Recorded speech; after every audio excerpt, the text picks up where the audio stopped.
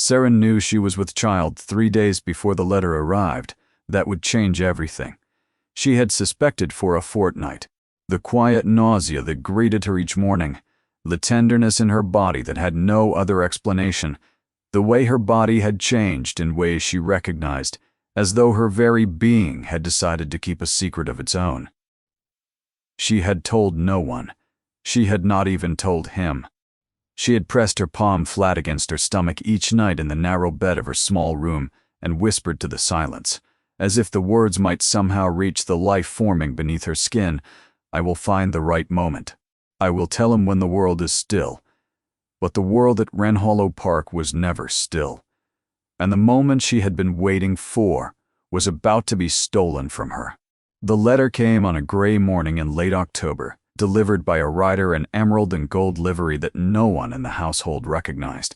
He was shown into the great hall while the household buzzed with speculation. Within the hour, Lady Delphine Everard had summoned the entire senior staff to the housekeeper's parlor. Saren was not senior staff. She was the seamstress, a position that existed somewhere between the upper servants and the household ghosts. She mended, she altered, she stitched new curtains and repaired old tapestries, and she occupied a small room on the second floor of the east wing that was close enough to the family's quarters to be convenient, but modest enough to be invisible. She heard the news the way invisible people always hear news, through the walls. Lady Delphine's voice was built for carrying a clear, commanding instrument that could silence a drawing room at 30 paces. Even through oak paneling and plaster, every word reached Saren's workroom with perfect clarity. The Lady Adeline Harcourt will be arriving at Wren Hollow in a fortnight, accompanied by her mother, the Countess, and a retinue of 6. This visit is of the highest importance. Lady Adeline is among the most eligible young women in England, and His Grace has consented to receive her as a potential match. Every corner of this house will reflect the dignity of the Ashwick name. There will be no lapses. There will be no irregularities. Saren's needle stopped moving. Her hand hovered above the embroidery frame, suspended in midair as though the thread itself had forgotten how to fall.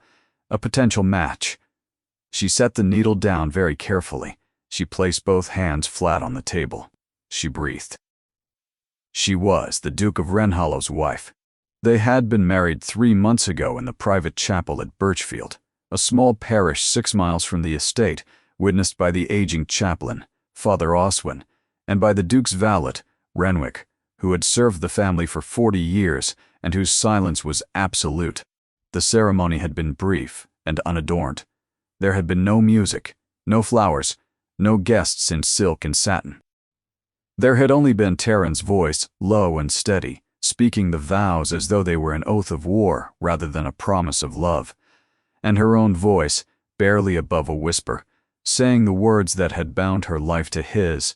No one else knew, not the staff, not the tenants, not the county, and most crucially, not Lady Delphine. His aunt controlled the family trust. Until Taryn turned 30 in the spring, she held the purse strings of the entire estate. If she discovered the marriage before then, she had the legal authority and the personal ruthlessness to create a scandal that would consume them both. She could withhold the estate's income. She could challenge the marriage on grounds of improper license. She could make their lives a misery of litigation and social ruin. 6 months, he had said on the evening of their wedding, his hand covering hers. 6 months and I will have full control of the estate. Then we will announce it properly. You will take your rightful place. 6 months had felt endurable then. It felt like a lifetime now. And then came Lady Delphine's final instruction, delivered with the surgical precision of a woman who understood exactly where to place a blade. The seamstress will be moved from the east wing to the attic workroom. Her current quarters are needed for additional staff accommodation during the visit. She will confine her movements to the service areas and will not be present in any room being used by the family or their guests. Saren sat alone in her workroom and stared at the wall. She was being erased, moved to the margins of the house like a piece of furniture that clashed with the new decor, and the entire household would see it. They would understand exactly what it meant. The quiet seamstress who had been granted rooms suspiciously close to the Duke's own quarters was being put back in her place. A distant whinny broke through the silence outside her window, low and calling, the sound of a creature searching for something it could not find. Saren closed her eyes. She knew that sound as well as she knew her own heartbeat. Sovereign was looking for her. The horse was a legend at Wren Hollow, and not a gentle one. Sovereign had belonged to Lord Hadrian Ashwick, the Duke's younger brother, a man whose laughter had once rung through these corridors like church bells. Hadrian had been everything Terran was not. Open where Terran was guarded, reckless where Terran was controlled, warm where Terran was stone. He had loved two things in this world with an unreserved and reckless passion: riding and people. He had died pursuing both, drowning in the River Rill 18 months ago, when he spurred Sovereign into a flooded crossing to reach a tenant's child trapped on the far bank. The child had lived. Hadrian had not. Sovereign had stood on the riverbank and screamed. The groom said the horse had not stopped screaming for 3 days. When they finally coaxed him back to his stall, he had kicked the door to splinters. He had bitten one of the stable boys badly enough to scar. He refused to be ridden, saddled, or even approached by anyone except old Geraint, the head groom, and even Geraint bore the marks of his grief on his forearms. No one went near him willingly. Even the Duke could not bring himself to visit the horse. Sovereign had become what grief always becomes when it has no outlet. He had become dangerous. That was before Saren. She had been at Wren Hollow for only a fortnight when it happened.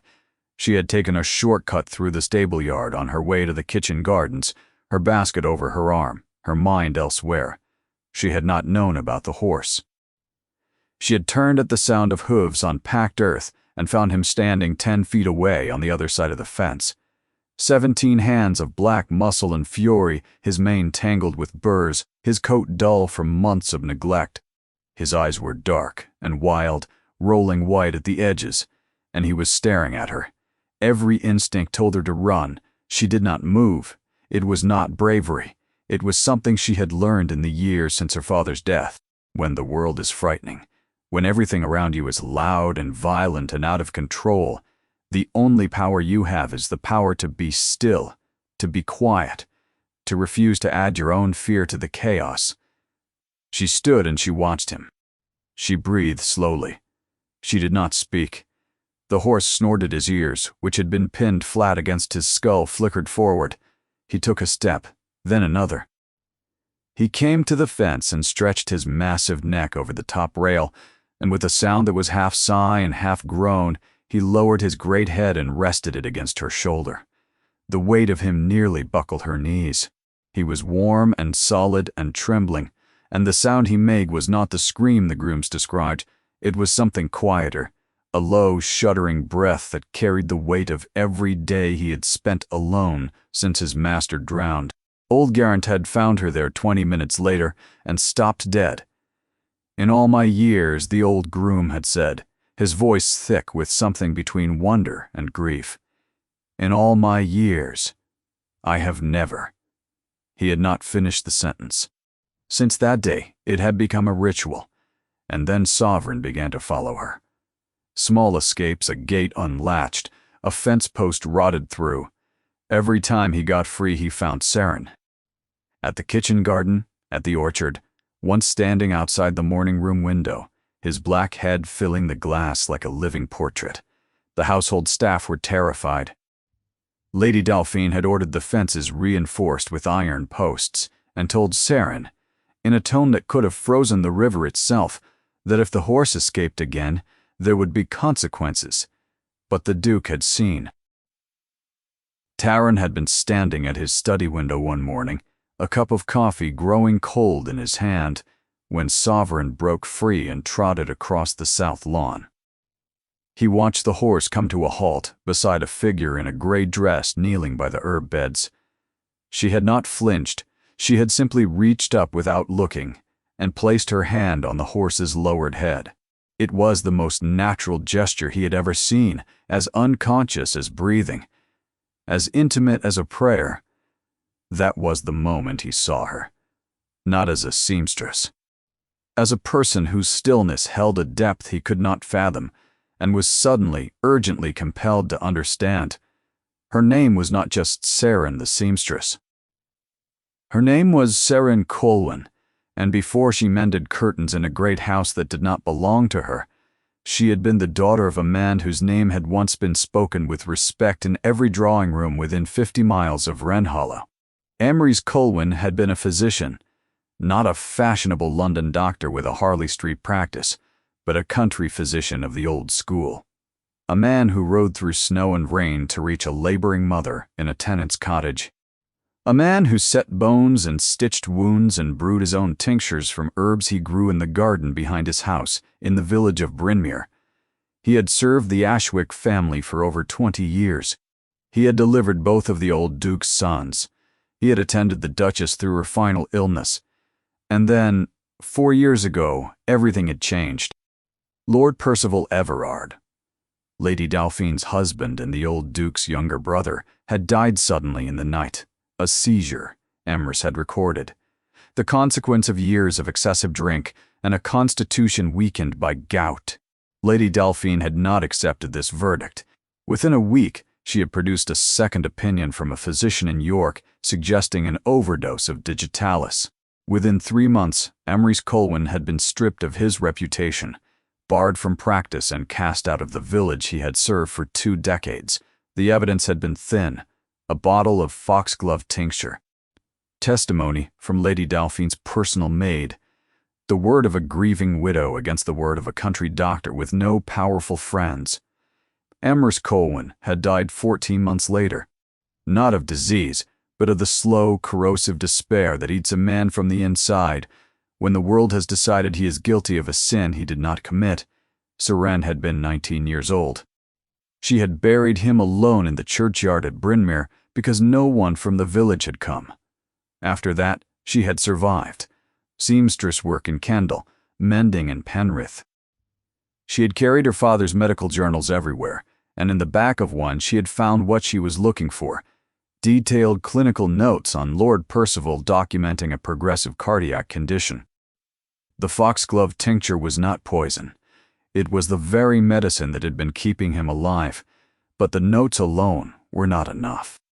She needed the corresponding treatment log her father had kept at Wrenhollow itself, locked in the estate's medical room. If that log still existed, it would corroborate his journal entry for entry. And so Saren Colwyn had applied for the position of seamstress at Wrenhollow Park, using her real Christian name, but giving her surname as Graves. That had been 7 months ago. She had also, without plan or intention, fallen in love with the Duke. It had happened slowly, the way dawn breaks in winter. She had seen him standing alone in the rain at the edge of the river where his brother had drowned, his coat soaked through. She had seen him carrying a sick lamb across a frozen field at dawn because the shepherd's boy had come running in tears. She had seen him sitting in the library at midnight, his head in his hands, the estate ledgers spread before him like a map of obligations he could never fully discharge, the weight of a world he had never asked for pressing him into the chair. She had seen him speak gently to a nervous kitchen maid who had dropped a tray, waving away her apologies with a quiet kindness that no one else in the household seemed to notice or remember. She had seen the grief in him, a grief so vast and carefully contained that it frightened her, because she recognized it. It was her own grief, wearing a different face. Their first real conversation had been in the stable yard. "You are not afraid of him," Taryn had said. "Because he is not angry," she had replied. "He is sad. They are different things, and they require different responses." He had been silent for a long time. Then he had come back. The next evening and the next, and slowly standing on either side of that paddock gate with the grieving horse between them, they had begun to talk about grief, about silence, about the particular loneliness of carrying a weight that no one else could see. He had married her 6 weeks later. The proposal, if it could be called that, had come on an evening when the first frost had silvered the paddock fence. They had been standing in their usual place, sovereign between them, the sky above them deepening from copper to indigo. Taran had not knelt. He had not made a speech. He had simply looked at her across the horse's lowered head and said, in a voice that was barely above a whisper, "I cannot imagine this house without you. I do not want to. Will you stay? Not as a seamstress, as my wife." She had looked at him for a long time. She had thought of her father, of the mission that had brought her here, of the lies she was still carrying. She had thought of all the reasons to refuse, and there were many. And then she had thought of the man standing before her, a man who had been taught by the world to be cold, and by his grief to be silent, and who was offering her the only thing he had left to give. His broken, guarded, extraordinary heart. "Yes," she had said, and the word had felt like the first honest thing she had spoken since she arrived at Wrenhollow. And now she was carrying his child, a secret within a secret. If her cover was blown before she found the treatment log, the evidence might be destroyed forever. So Saren kept her silence, but the letter had arrived. Lady Odeline was coming, and the world was not still.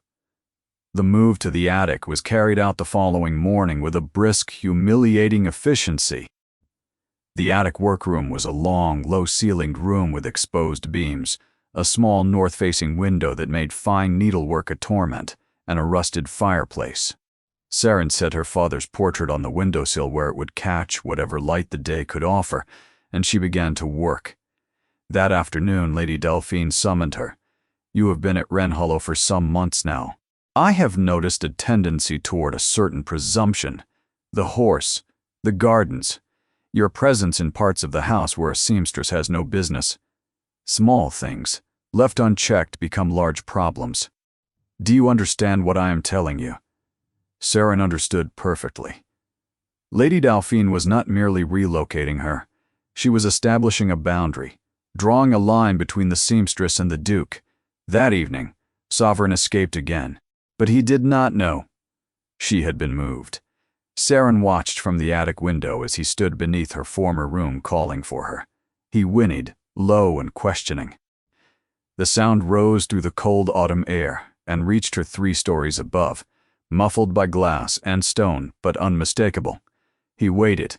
1 minute, 2, 3. His tail switched, his hooves shifted on the gravel. He whinnied again, louder this time, a note of confusion entering the sound. Where was she? Why was she not where she was supposed to be? The sound carried all the bewilderment of a creature whose one point of stability had been suddenly, inexplicably removed. "Go back," she whispered against the cold glass. He did not go back. He stood and called until old Geraint came with a halter rope and led him away, the horse resisting every step, his dark eyes searching the windows for a face that was no longer there. And from his study below, Taran watched it all. He felt the full weight of what his silence had permitted. He had married this woman. He had spoken vows before God. And now he was watching her be diminished, pushed to the margins of her own home, while he stood behind glass and said nothing. He thought of Hadrian. His brother would have called him a coward. But Hadrian was dead. That, and Taran was the one left, holding together a world that was slowly coming apart. The fortnight before Lady Odeline's arrival was a siege. Lady Delphine conducted it with the precision of a military campaign. Every room was inspected. Every surface was polished, every arrangement of flowers, every placement of cushion, every fold of curtain was adjusted and readjusted until it met her exacting standards. The staff moved through the house in a state of exhausted tension, their faces drawn, their movements quick and nervous, like animals aware of a predator in the tall grass. Saren bore the heaviest burden. The sewing demands were relentless. Saren worked from dawn until past midnight, her fingers moving by candlelight. The nausea intensified. She learned to keep a basin beside her work table. She ate what she could, which was less each day. The meals sent up to the attic were meager. and her appetite had been stolen by the relentless queasiness that was the price of the life growing inside her. The household staff treated her with a distance that hardened into something colder. Only old Geraint showed her kindness, appearing at the attic door one evening with a bundle of apples. "Good for the stomach," he said gruffly, and left before she could thank him. And Taryn did not come. She had expected him. She had listened for his footstep on the stairs. He did not come. 3 days, 5, a week. Once, descending the back stairs, she caught a glimpse of him at the end of a corridor. Their eyes met. Then Lady Delphine's voice called from the drawing room, and he turned away. Saren stood in the corridor and felt something crack inside her. Not break, not yet, but crack, like the first fracture in a frozen lake. The cruelest blow came 4 days before Lady Adeline's arrival. Passing through the corridor behind the breakfast room, Saren heard Lady Delphine speaking to Cressley. "The seamstress. When the visit concludes, I see no reason to retain her. A village seamstress can be engaged by the day. It is more efficient and less complicated." She was going to be dismissed. After the visit, after she had sewn every gown and hemmed every curtain and embroidered every napkin, she would be turned out. Her access to the house, to the medical room, to the records that could clear her father's name would end, and Lady Delphine would have achieved what she wanted without ever raising a hand. The seamstress would simply disappear, as quietly and completely as Emrys Colwyn had disappeared before her. That night, lying on the narrow attic bed, Saren made her calculations. She had 4 days before the guests arrived. Once they were here, the house would be crawling with unfamiliar staff. Movement would be scrutinized. The medical room would be even harder to reach. She had to act now. Before the visit. Before the dismissal. Before the last door closed. She pressed her hand to her stomach and whispered to the darkness, "Forgive me. I have to try." Taryn's mother arrived unannounced on a Tuesday. The Dowager Duchess of Wrenhollow, Lady Jessamine Ashwick, was a woman who viewed formal invitations as a courtesy extended by lesser people. She arrived in her own carriage, accompanied by her ancient spaniel, and received Lady Delphine with the brittle civility of opposing generals meeting under a flag of truce. "Leave us," the Dowager told Lady Delphine after Taryn was seated. "I wish to speak with my son privately." "Delphine." The Dowager's voice was quiet, but carried the weight of absolute certainty. "This is my house. My son is the Duke. You are his aunt by marriage. I am grateful for your years of service, but I did not ask for your opinion. I asked you to leave." The silence that followed was a battle in itself. Lady Delphine held the Dowager's gaze for a long, taut moment. Then she inclined her head, the barest possible nod of compliance, and left the room. The door closed behind her with a soft, precise click. The Dowager watched it close. Then she turned to her son. "Now, tell me about the seamstress. Geraint writes to me. He told me about the horse. He told me about the girl. And he told me that Delphine has exiled her to the attic while you sit in your study and pretend nothing is happening. I also received a visit from Father Oswin last month. He remembers a ceremony in his chapel, a marriage, witnessed by Renwick. Were you going to tell me, or were you going to let your aunt parade Lady Adeline through this house and propose a match with a man who is already wed?" The mask fell from Taryn's face. "I was going to tell you. When the time was right, when I had control of the estate, when is always the refuge of men who are afraid to act. You are so like your father. He waited to intervene when Delphine destroyed that physician. He waited to make peace with Hadrian after their quarrel. And then he died, and all his waiting amounted to nothing." She reached out and placed her hand on his arm. "Do not make his mistakes, Taryn. The world does not wait for you to be ready. It moves, and it takes things from you. And the things it takes cannot be recovered by careful planning. You do not understand the legal complexities," he said, but the words had no force. "I understand that there is a woman in your attic who is being punished for the crime of being loved by you the dowager said. "And I understand that the horse knows it, and Geraint knows it, and I know it, and the only person who refuses to see it is you. What is her name?" "Her real name." "Saren Colwyn." The dowager's expression changed. "Colwyn, as in Emrys Colwyn, the physician Delphine accused of poisoning her husband." "He did not poison anyone," Taran said, and for the first time there was heat in his voice. "Saren has proof, her father's journals, but she needs the corroborating records from the estate's medical room, and Delphine has kept it locked since the day she dismissed him." The dowager's eyes filled with tears. "That poor, brave girl. She came into this house alone, into the house of the woman who destroyed her father, and you have wrapped her in secrecy and called it protection. Tell me, Taran, what is the difference between protecting someone and imprisoning them?" He had no answer.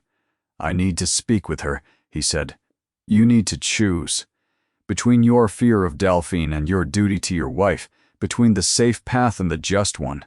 Your brother would not have hesitated." "My brother is dead because he did not hesitate," Taran said. "Your brother is dead because he was brave," the dowager replied. "And the child he saved is alive because of it. Hesitation does not make you wise, Taran. It makes you complicit." She stood. "Find your wife. Tell her she is not alone. And for heaven's sake, do something about that horse. The sound of his calling breaks my heart." She left. Taran sat in the empty drawing room and stared at the fire, complicit, imprisoned, afraid. His mother's words circled in his mind like birds of prey, each one finding its mark with unerring accuracy. She had always had that gift, the ability to reduce a complicated situation to its simplest, most devastating truth. He had been afraid, he was still afraid, but fear, he was beginning to understand, was not an excuse. It was a choice. And he had been choosing it every day, every hour, every time he looked away from the attic stairs and returned to his desk. He stood. He crossed the great hall.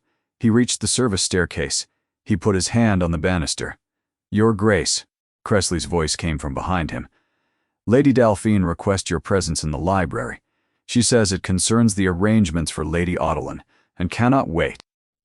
Taran stood with his hand on the banister, one foot on the first step, suspended between the woman above him and the woman below. The moment held. The house waited.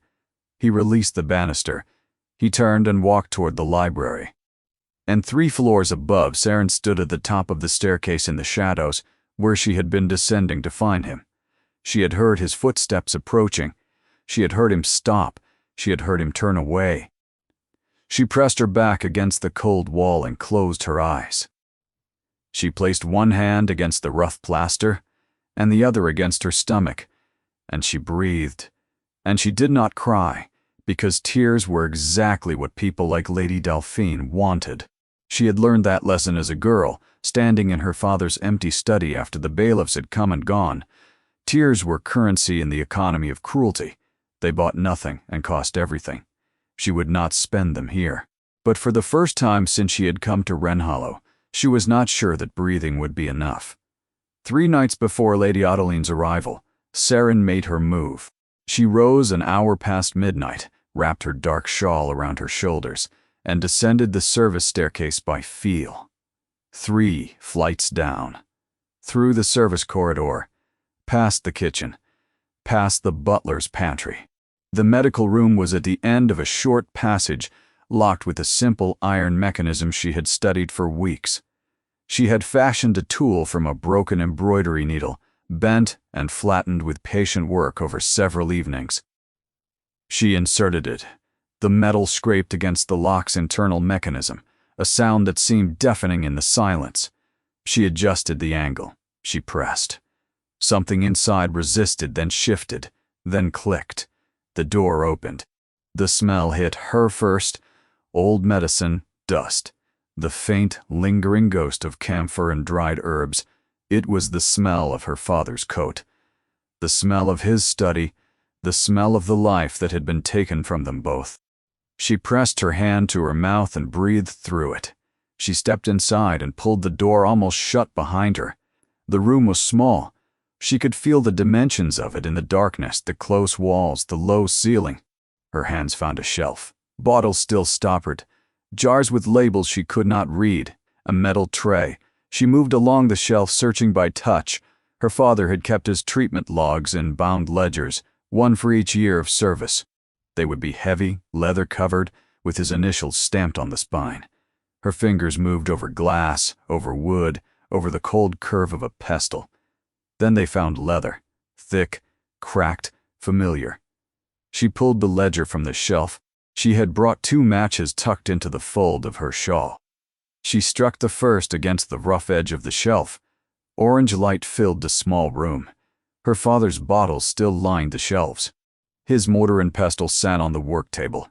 A framed certificate of practice hung on the wall, its glass dusty, its text still legible. Emrys Colwyn, licensed physician. It was as though time had stopped the day he was cast out, and no one had thought to clear away the evidence of his existence. She found the entries for Lord Percival Everard. Every consultation, every symptom, every dose of foxglove tincture, precisely recorded. The picture was exactly as her father's private journal described. A man with a failing heart, managed with skill and care, whose death had been the inevitable conclusion of a long decline. The first match burned her fingers and she dropped it. She struck the second and final match. The flame held long enough to confirm what she needed. The match burned out. She clutched the ledger to her chest. She had it. The proof, the corroboration, everything she needed to clear her father's name. She turned for the door and stopped. Voices, faint but unmistakable, coming from the corridor near the butler's pantry. 2 voices. One she recognized instantly, the low, measured tones of her husband. The other took a moment longer. Lady Delphine.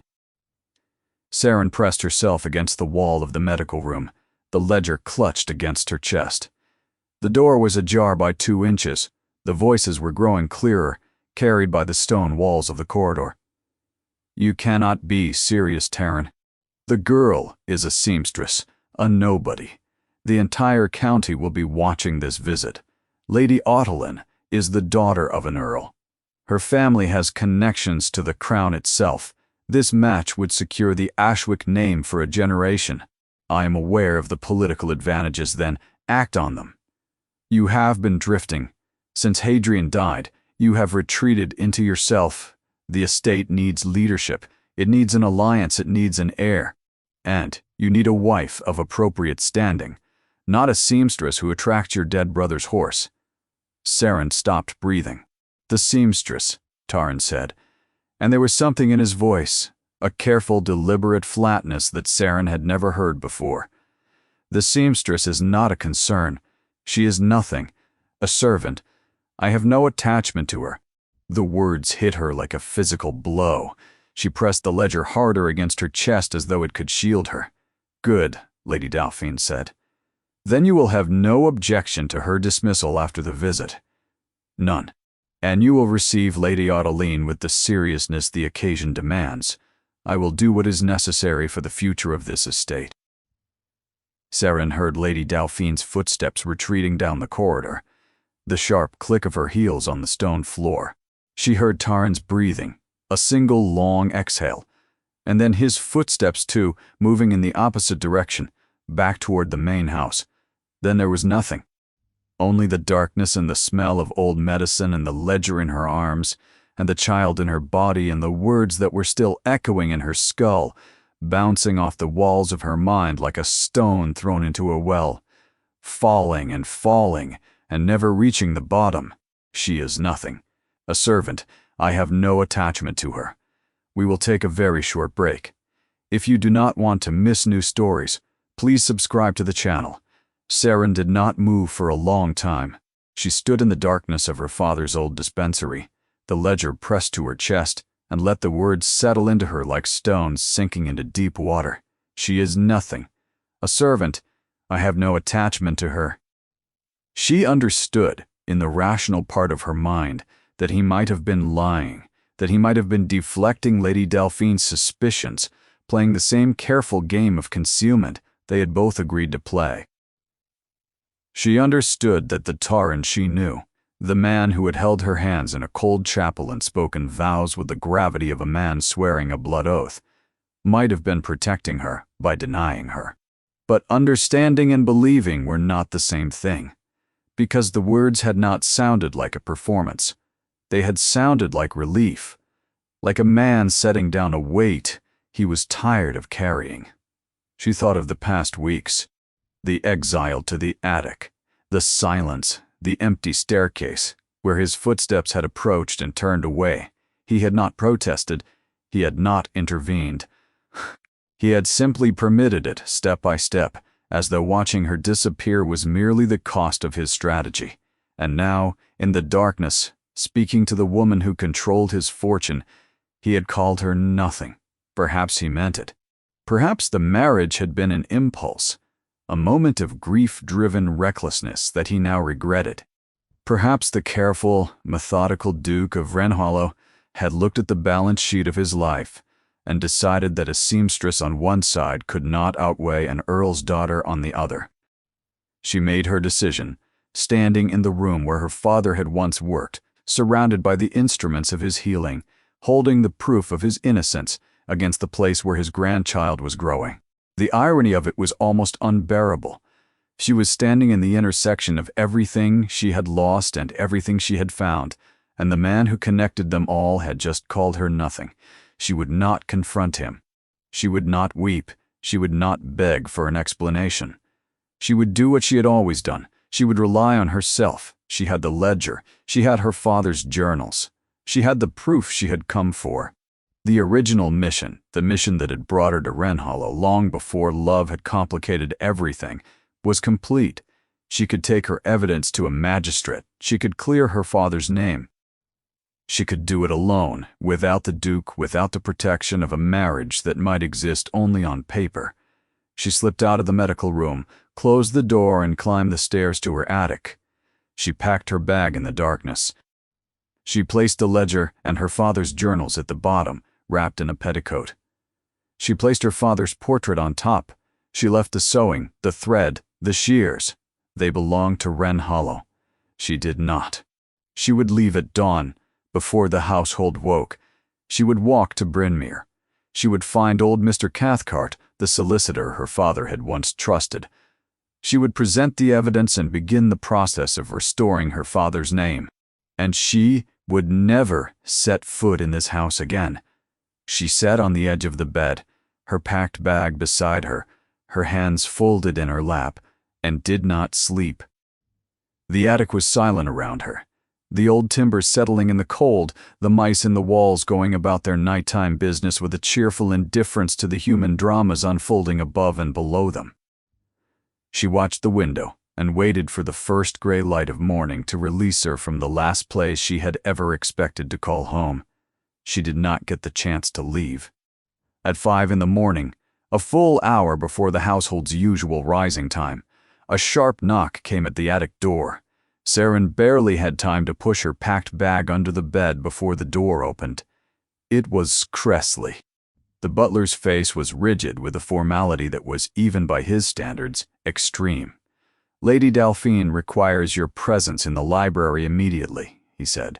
"You are to bring nothing with you." The library, not the morning room, where household matters were normally addressed, the Duke's private domain. Something was very wrong.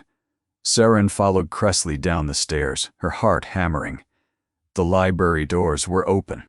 The room was lit by gray morning light. The fire had not yet been laid. The room was cold. Lady Delphine was standing behind the Duke's desk. She was holding something. It took Saren a moment to recognize it.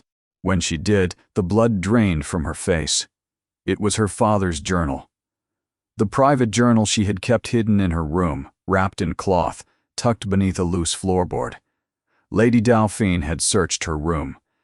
"Can you explain this?" Lady Delphine asked.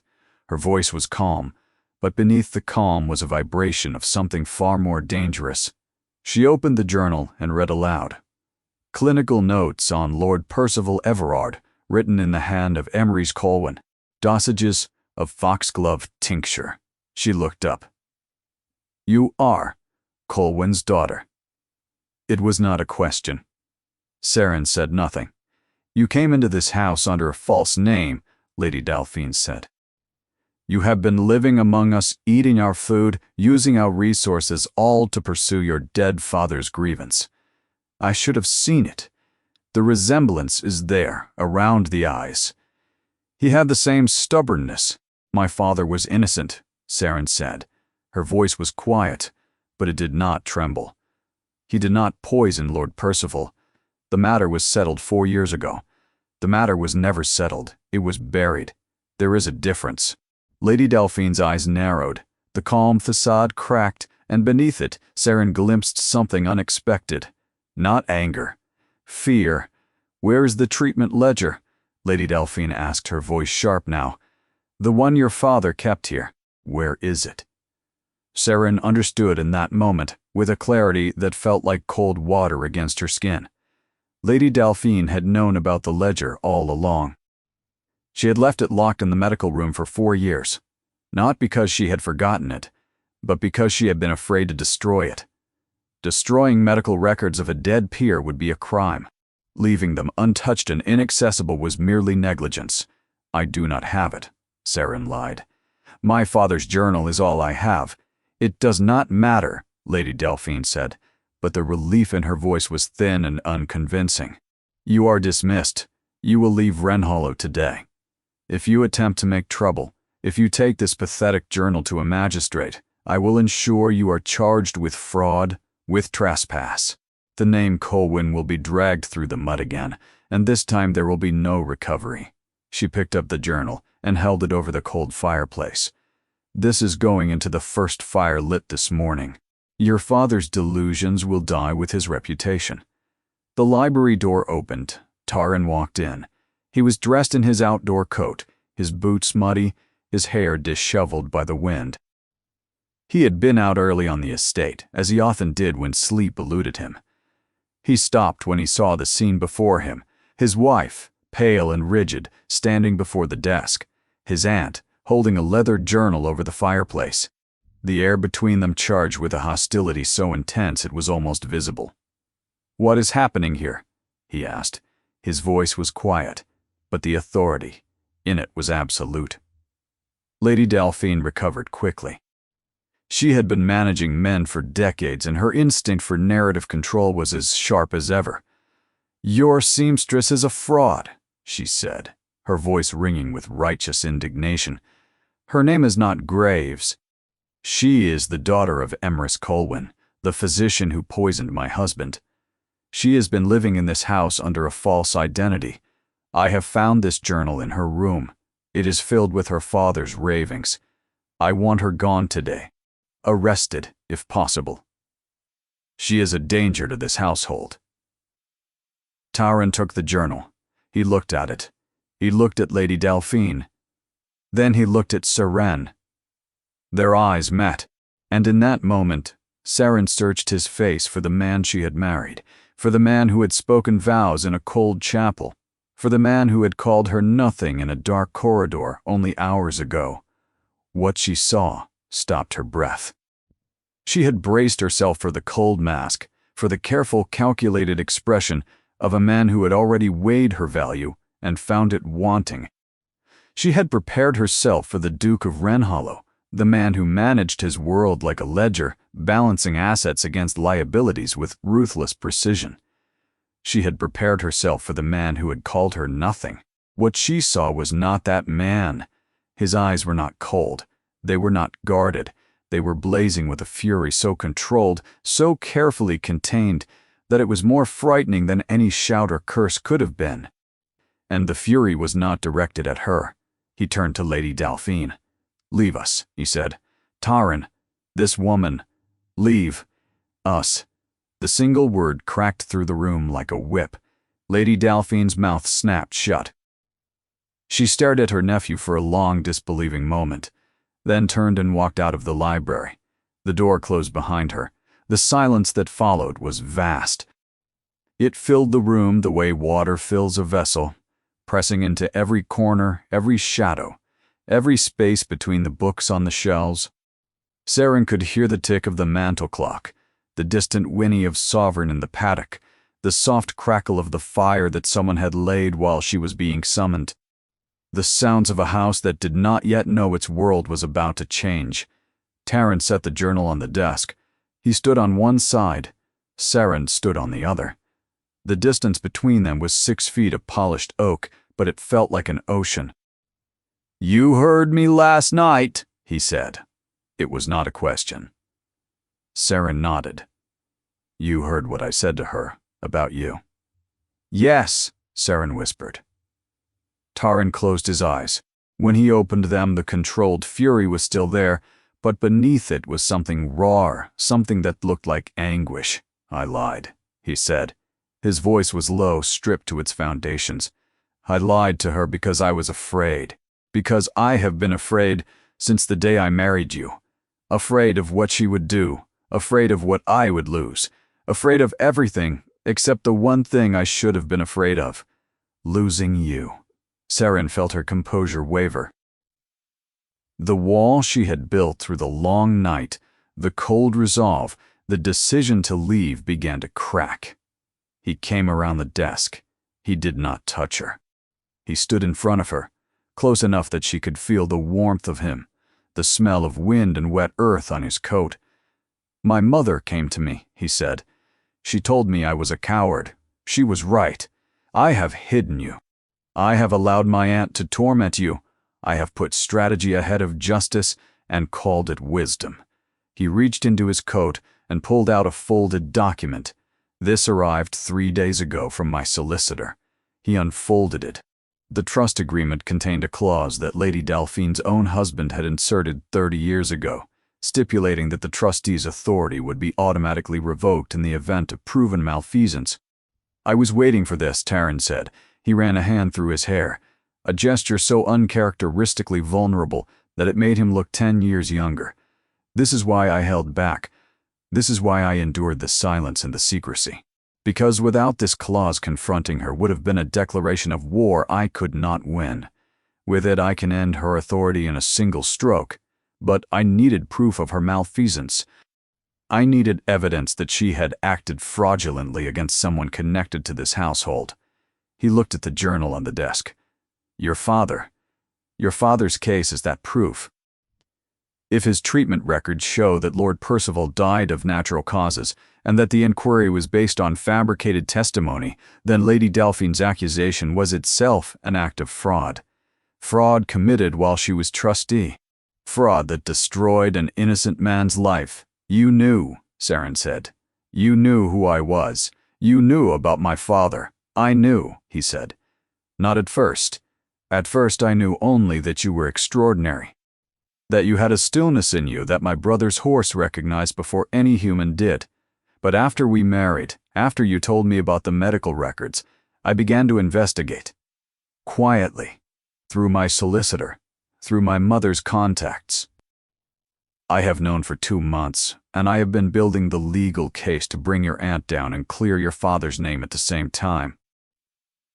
Every letter I have written, every meeting with the solicitor, every sleepless night at my desk has been about this, about you, about making it right. But I was so consumed with building the perfect case, with controlling every piece of the board, that I forgot the most important thing. I forgot that you were not a piece on the board, you were the reason for the game. And while I was strategizing, you were suffering. Then why did you not tell me?" The words came out before she could stop them, and they carried 2 months of loneliness and fear in their wake. "Because I was afraid," he said again, and his voice cracked on the word. "Because I thought that if I controlled every variable, if I waited for the perfect moment, I could protect you from all of it, from Delphine, from the scandal, from the pain of reliving your father's destruction. I thought secrecy was a shield." He stopped. His jaw tightened. "My mother told me it was a cage. She was right about that, too." Saren looked at him. She looked at the journal on the desk. She looked at the legal document in his hand. She thought of the attic, of the silence of his footsteps turning away on the staircase. She thought of the words she had heard in the darkness. "You called me nothing," she said. Her voice was steady, but barely. "I called you nothing to a woman who would have destroyed you if she knew the truth," he said. "And every word of it was a lie that tasted like poison in my mouth. You are not nothing, Saren. You are everything. You are my wife. You are the mother of my—" He stopped. He looked at her. Something in her face, some involuntary flicker, had betrayed her. The silence between them changed. It became something else entirely, charged and fragile and immense. "Saren," he said. His voice was barely audible. "Are you—" She placed her hand on her stomach. The gesture was enough. Taran Ashwick, the 7th Duke of Wrenhollow, a man who had faced down creditors and storms, and the drowning grief of his brother's death without flinching, sat down in the nearest chair, as though his legs had simply ceased to function. He stared at her. His dark eyes were wide. His mouth moved, but no sound came out. Then he dropped his head into his hands, and his shoulders shook, and Saren realized that the sound coming from him was not grief. It was a laugh, a broken, incredulous, overwhelmed laugh that was half sob and half prayer. "A child," he said into his hands. "A child. Good heavens, a child." He looked up at her. His face was wet. He was smiling. It was the first genuine smile she had ever seen on his face, and it transformed him so completely that for a moment he looked like a different man, a younger man, a man who had not yet learned to carry the world on his shoulders. "Come here," he said. His voice was rough. "Please, come here." She did not move immediately. She stood on the other side of the desk and looked at him. This man who had hidden her and hurt her and lied for her and loved her, all at the same time, all with the same fierce, clumsy, insufficient devotion. She looked at his wet face and his shaking hands, and the smile that had cracked open his granite features like sunlight through storm clouds. And she thought, "This is the father of my child, this imperfect, terrified, beautiful man." She went to him. He took her hands. He pressed them to his lips. Then he stood, and he held her, carefully, as though she were made of glass and prayer, and everything he had ever been afraid to want. The reckoning came that afternoon. Taran did not wait. The careful, methodical Duke, who had spent months constructing a perfect legal strategy, abandoned his timeline in a single morning. The discovery of the child had detonated something in him, a charge that had been building for months beneath his rigid self-control. He was done waiting. He was done calculating. He was done being afraid. He sent Renwick to fetch the ledger from the attic, where Saren had hidden it beneath the loose floorboard. After returning from the medical room, he sent his fastest rider to Brynmere with a letter for Mr. Gann, Cathcart requesting his immediate presence at Wrenhollow. He sent a second letter to the magistrate of the district, informing him that new evidence had come to light in the matter of the late Dr. Emrys Colwyn. Then he sent for his mother. The dowager arrived in the library with her spaniel and her knitting, and a look of sharp, expectant satisfaction. "You have that look," she said, the one Hadrian used to get when he had made up his mind. "Good. It suits you better than the other one." He told her everything. The overheard conversation, Saren's midnight search, the ledger, the journal, the legal clause, the child. The dowager listened without interruption. When he finished, she set down her knitting. Her eyes were bright. "A grandchild," she said. "Well, that settles it entirely. What do you need from me? I need you in the room when I confront Delphine. I need a witness. And I need you to be the person who tells Saren's story if I am too angry to tell it justly." The dowager nodded. "You have been a fool," she said conversationally. "But you are choosing to stop being one, and that is all anyone can ask." Cathcart arrived at 3 in the afternoon. He was a small, precise man in his 70s, with spectacles that seemed too large for his face and a memory as sharp and ordered as a filing cabinet. Taran received him in the library and placed both the journal and the ledger before him. The old solicitor read in silence for 40 minutes. "This is conclusive," he said. "The treatment records corroborate the journal entry for entry." Lord Percival's condition was degenerative and terminal. The foxglove was prescribed in appropriate therapeutic doses. Dr. Colwyn's treatment was exemplary. There is no evidence of poisoning, none whatsoever. The inquiry that destroyed this man's reputation was based on a single uncorroborated testimony, and a second opinion from a physician since exposed for providing favorable medical opinions for payment. In my professional judgment, this constitutes malicious prosecution, and the trust clause. If Lady Delphine's accusation can be proven fraudulent, her actions constitute malfeasance during her tenure as trustee. The clause is unambiguous. Her authority would be automatically and irrevocably revoked. "Send for Lady Delphine," Tarrant said to Renwick, "and bring my wife." The library had never been so quiet. The afternoon light slanted through the tall windows, catching the dust motes that drifted in the still air. The fire had been laid and lit, casting a warm glow across the rug where Sovereign had once lain at Saren's feet during her dusting days, though none of them thought of that now. The room smelled of leather and beeswax, and the faint, clean scent of autumn that drifted through a window left ajar.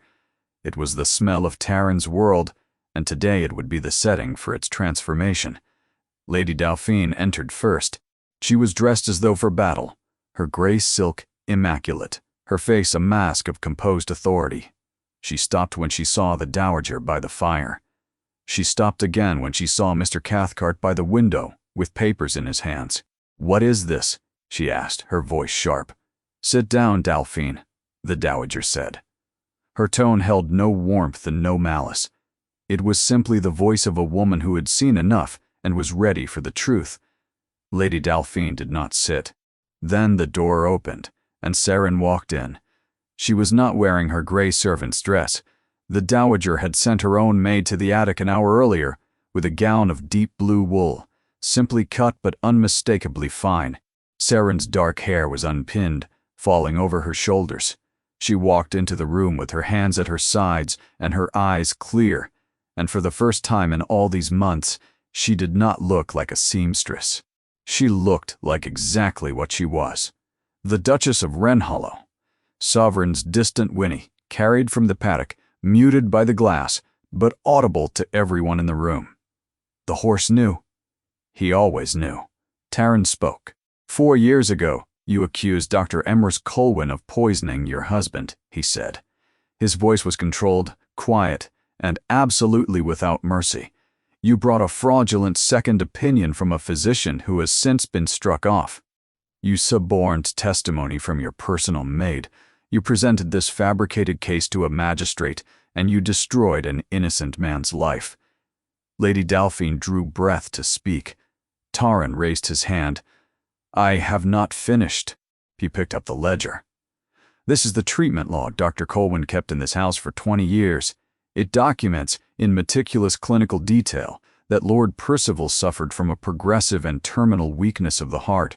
The foxglove tincture was his treatment. It was the medicine keeping him alive. You knew this.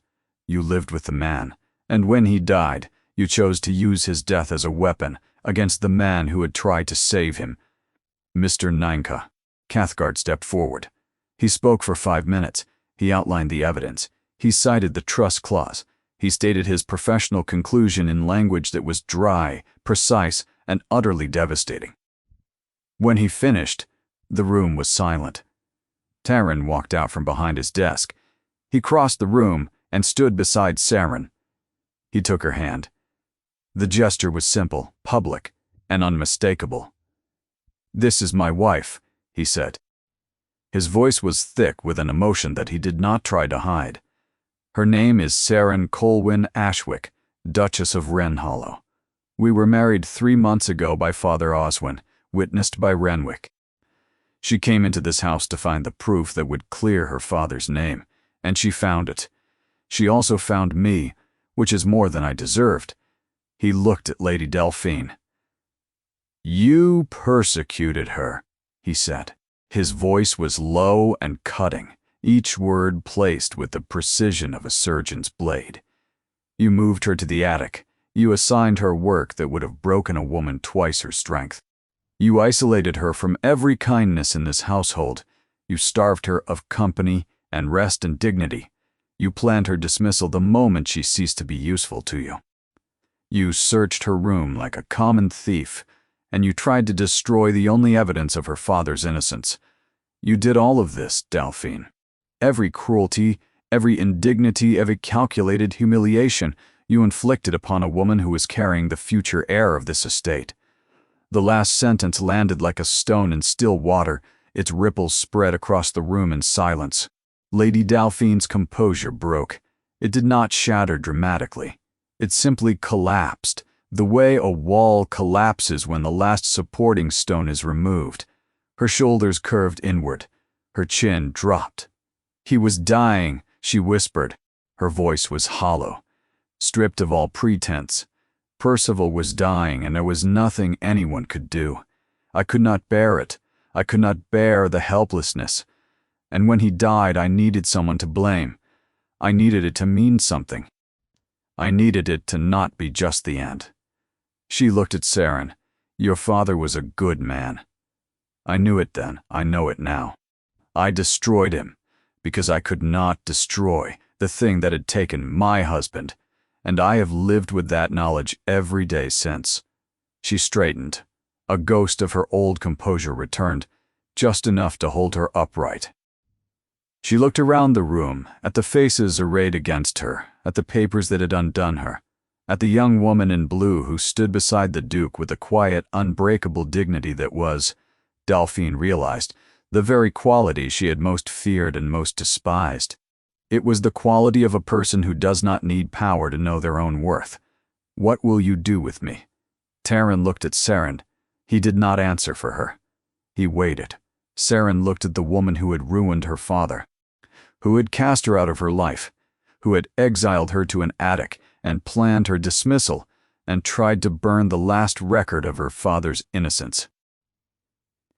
She thought of the physician who had ridden through snow to reach a laboring mother, who had set bones and stitched wounds without asking whether the patient could pay.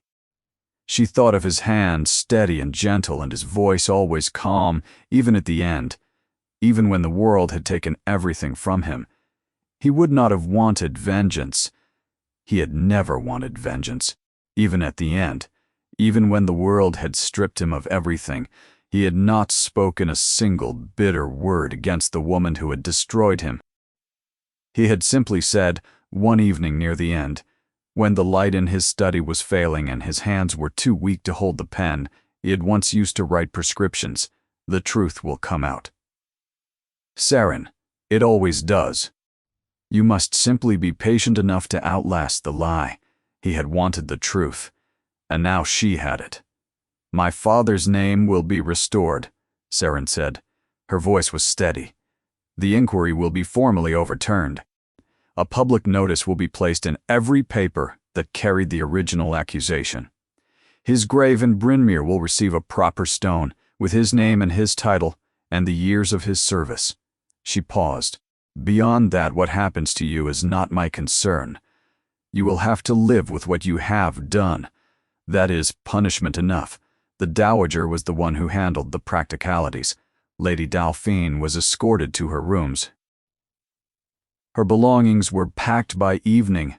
A carriage took her to a property the Ashwick family owned on the coast, a small, remote house on a cliff above the sea, where the wind was constant and the nearest village was 3 miles of rough track away.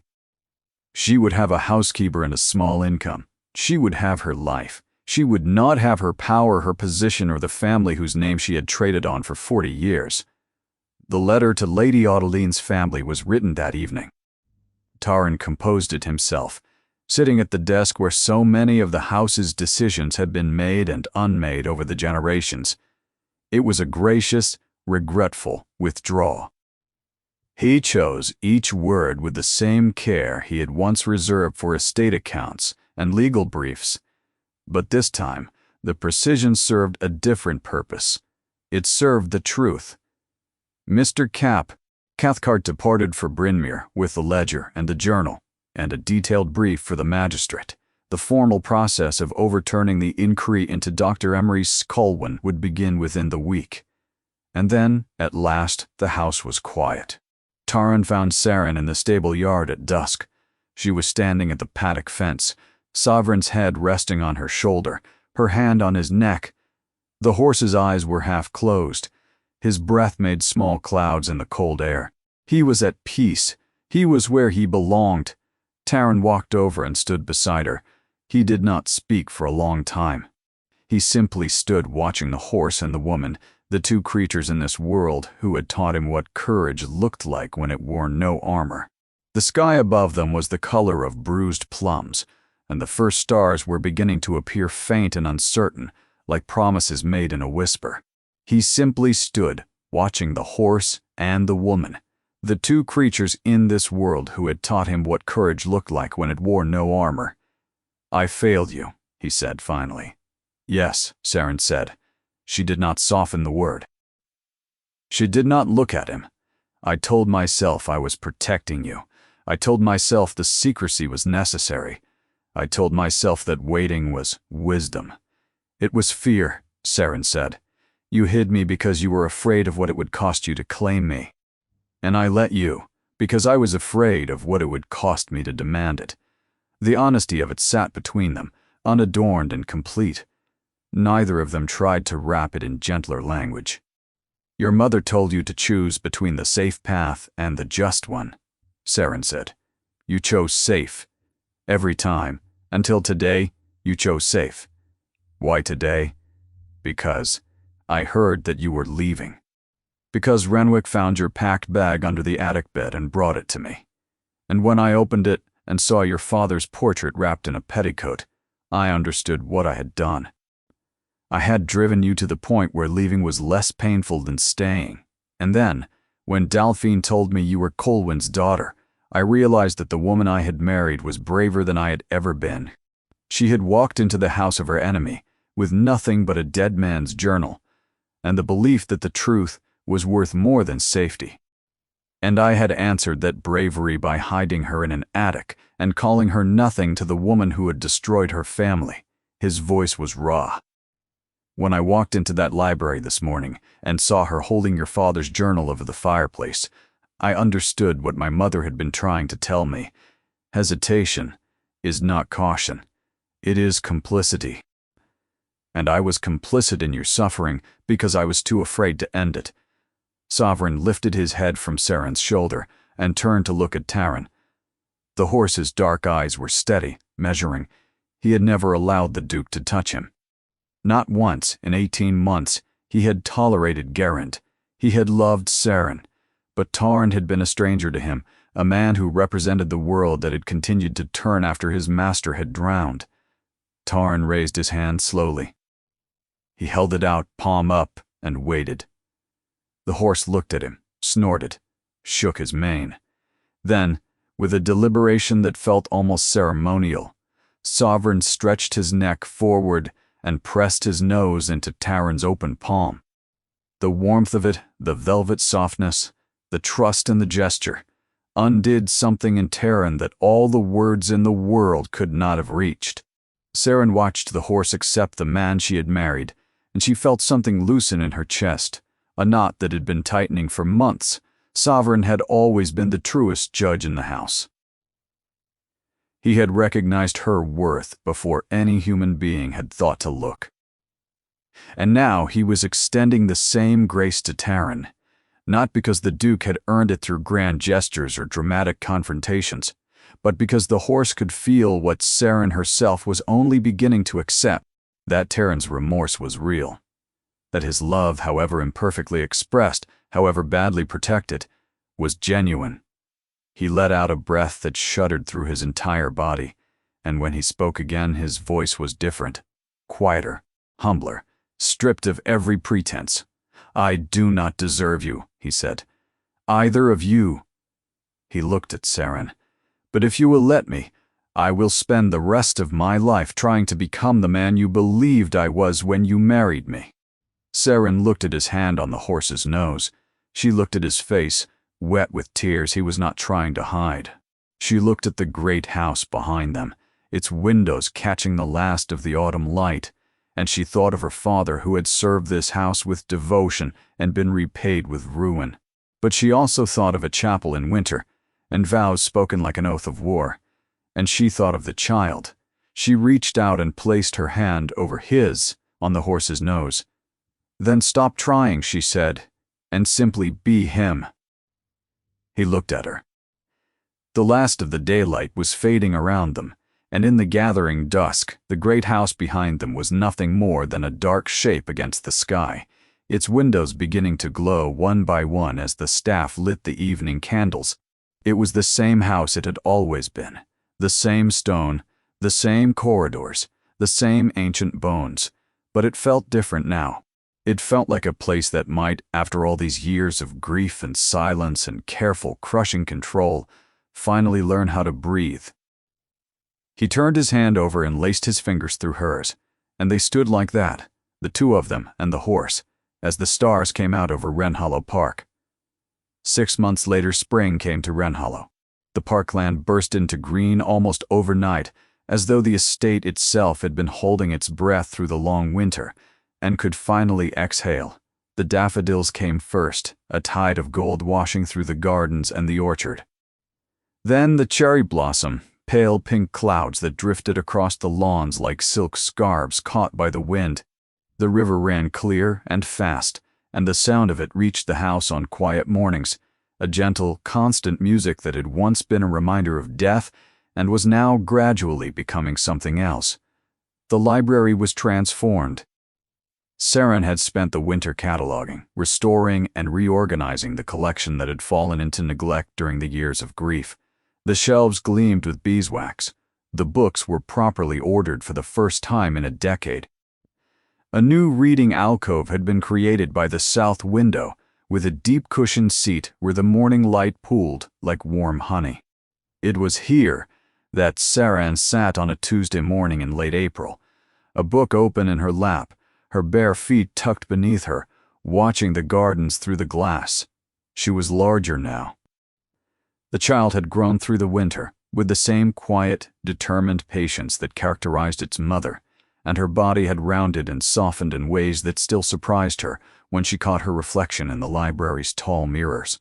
She was not alone in the room. Taran was at his desk, but he was not working. He was watching her. He did this often now, looking up from his papers to find her with his eyes, as though confirming to himself that she was real, that she was here, that the quiet miracle of her presence in his house had not been a dream from which he would eventually wake. He had changed in the months since the reckoning, though change was perhaps too dramatic a word for what had happened. It was more like a thaw. The ice that had encased him since Hadrian's death, the rigid, protective shell of duty and control that he had mistaken for strength, had slowly melted under the persistent warmth of a house that was learning to be a home again. The severe black coats were gone, replaced by warmer colors, deep greens and soft browns that made him look less like a monument and more like a man. He laughed now. Not often, and never loudly, but with a genuine warmth that transformed his face in ways that still startled the household staff, who had grown so accustomed to his silence that his laughter sounded to them like a foreign language. The estate had changed too. Lady Delphine's departure had been like the removal of a splinter from a wound. A new housekeeper had been engaged, a calm, kind woman named Mrs. Hewitt, recommended by the Dowager and approved by Saren. She was everything Lady Delphine had not been. Where Delphine had ruled through fear, Mrs. Hewitt led through competence and quiet respect. The staff, who had spent years walking on eggshells, began to relax. Laughter returned to the servants' hall. The cook began experimenting with new recipes. The gardener planted a row of lavender along the kitchen garden wall, and no one told him to remove it. Under her care, the household ran with a gentler rhythm that left room for conversation and kindness, and the occasional unpunished mistake. The inquiry into Dr. Emrys Colwyn had been formally overturned in January. The notice had appeared in every paper that had carried the original accusation. The grave in Brynmere had received its stone, carved with her father's name, his title, and the years of his service. Saren had stood before it on a cold February morning, Taran beside her, his hand on her arm, and she had finally allowed herself to grieve. Not the silent, compressed grief she had carried for 4 years, but a full, shaking, cleansing grief that left her empty and light, and for the first time, free. The village had welcomed her back. It had begun slowly, with a single knock on the rectory door where Saren was staying while Wrenhala was being prepared for her return. An old woman, Mrs. Perry, who had been her father's patient for 15 years. She had come with a jar of honey and tears running down her weathered face, and she had said, "He saved my life, your father. When the fever took me, I should have spoken up, I should have said something. Forgive me." After Mrs. Perry, others came. The people of Brynmere who had turned away from her father in his disgrace came now with flowers and awkward apologies, and the particular shame of communities that know they have failed one of their own. Saren received them all with the same quiet grace. She did not judge them. She understood. Fear was a powerful thing, and Lady Delphine's authority had been absolute. The marriage had been announced publicly in March. Taran had insisted on doing it himself, in person, at the quarterly assembly of the county families. He had stood before a room full of the people whose judgment he had spent his entire life trying to manage, and he had told them the truth. All of it. The secret marriage, the seamstress who was a physician's daughter, the injustice that had been done under his own roof. He had spoken without notes, without apology, without the careful diplomatic hedging that had once been his native language. Saren had stood beside him and watched the room's reaction shift from shock to disbelief to something quieter and more complicated. It had caused precisely the scandal Taran had feared, and it had mattered precisely as little as the Dowager had predicted. The county talked, but the story, when told in full, the disgraced physician, the courageous daughter, the secret marriage, the horse, was so improbable and so moving that it won hearts faster than any society introduction could have done. Sovereign was the last piece of the restoration. The great black stallion who had been a creature of grief and fury for 18 months was now the gentlest animal on the estate. He followed Saren through the gardens with the devoted patience of a dog, his huge head nodding with each step. Old Geraint, who had cared for the horse through his worst days, had wept openly the first time he saw Sovereign nuzzle the Duchess's hand. "He has come back," Geraint had said, wiping his eyes with a rough hand. "Lord Hadrian's horse has come back to us." And now, on this spring morning, the library doors opened, and the Dowager walked in, trailed by her ancient spaniel, who promptly climbed onto the settee and fell asleep. "You look enormous," the Dowager said to Saren by way of greeting. "It suits you." She turned to Taran. "And you look happy." "I did not think I would live to see it." Taran rose from his desk and kissed his mother's hand. "The midwife says it will be soon," he said. The Dowager settled into her chair. She looked around the library, at the gleaming shelves, at the sunlight, at her son and his wife, and the great horse visible through the window, standing in the garden like a sentinel. "Your father would have been proud," she said to Saren.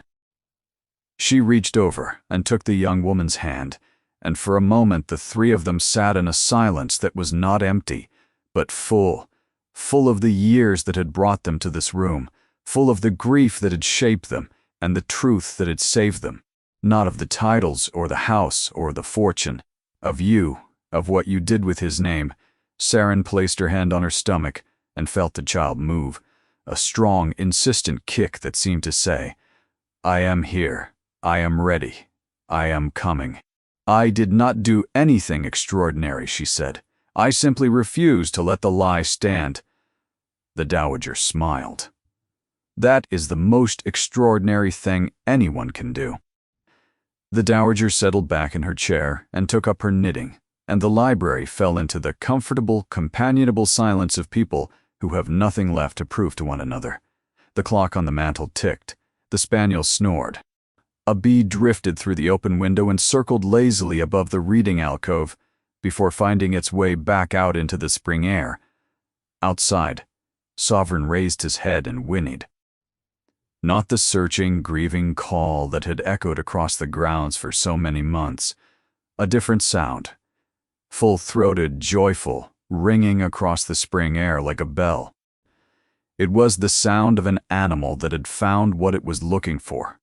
The sound carried through the open library window and filled the room, and Saren closed her eyes and listened, and she thought of her father, who had taught her that stillness was not weakness, but the deepest kind of strength. And she thought of the man at the desk who had learned to stop waiting and start choosing. And she thought of the child inside her, who would be born into a house that had been rebuilt, not on secrecy and fear, but on the quiet, unshakable foundation of a truth that had refused to stay buried.